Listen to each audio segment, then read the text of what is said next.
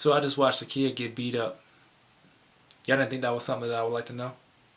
Actually, I watched it on Wednesday. Apparently it happened on Sunday, which is terrible because it was the day before Martin Luther King Day. I just seen the video and it was an Asian kid who got beat up behind a school. It looked more like a back alley. And this incident hurt me really bad because I'm violence intolerant. And I'm kind of happy that I saw it late because instead of acting on impulse and saying all the things that I would like to say, I was able to gather all the information and understand what really happened and what really went down. And my initial reaction was to ride out on these niggas. Beat these guys down. Pretty much get revenge for this kid. But honestly, these are just kids. They're young, they're in high school, and these things happen. But what you don't see in the video is all the background information.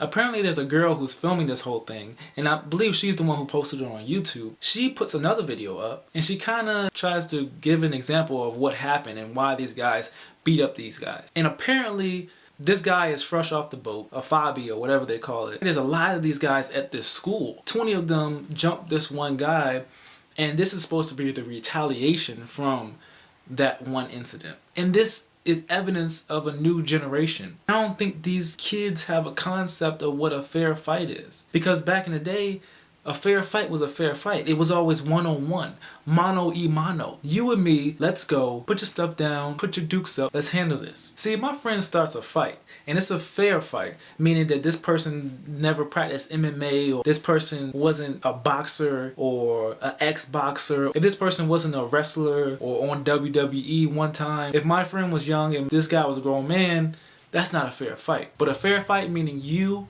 and one other person. If it's fair, I'm not jumping in. You started the fight, you finished the fight. If it is clear that you are losing, I might call the fight. Okay, he's had enough. If it's clear that you're losing, he's done. If you just lost the fight, if you with me, you just got beat up. Because I specialize in instigating. It might be an awkward ride home.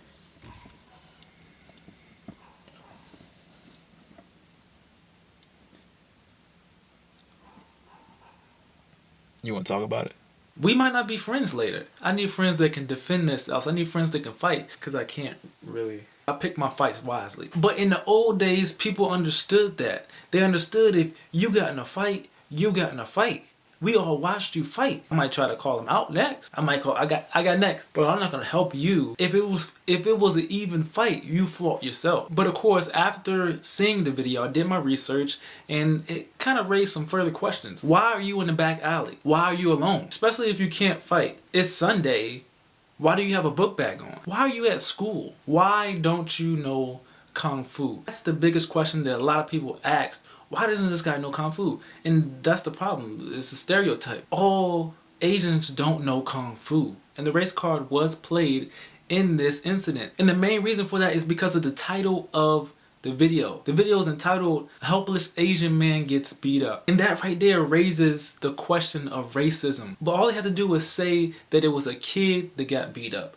Entitle it, A Helpless Kid Gets Beat Up. And that's exactly what it is. I don't think there's a racial issue here. It's just a kid getting beat up. And looking at the names involved, some of those kids that were beating him up were Asian as well. And I know people are angry and furious, but honestly, there's nothing we can do about this particular incident. And there's nothing we can do about future situations that may happen like this. Because if you ever watched that show, What Would You Do on ABC, you would know that only like 1 out of 10 people actually do something in real life situations. You don't really know what you're gonna do unless you're in that situation. But another question is, as a parent, what do you do to make sure your child is not participating or on the receiving end of this type of situation? You send your kids out there and you just hope for the best, right? If my son can't fight and I know he can't fight, I'm sending him out the door with sandpaper taped to his face.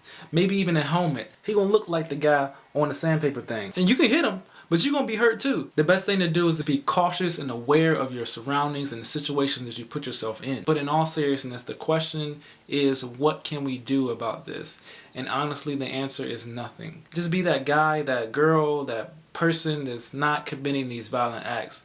And that's all you can do is take care of yourself. This is really horrible, but honestly, it happens all the time. Just browse through World Star Hip Hop and you'll find tons of videos like this one. They might not be as publicized as this one, but there's tons of videos out there. That's why I don't even go on World Star. I hate watching World Star.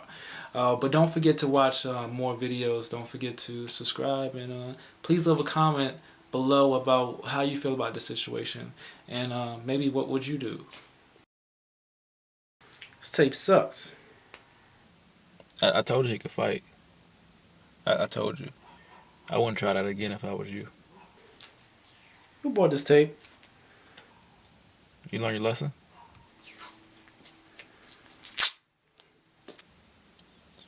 We almost lost you back there. And that's the problem, is a stereotype. All Asians don't know Kung Fu. That's like saying that all black people know whoop your ass.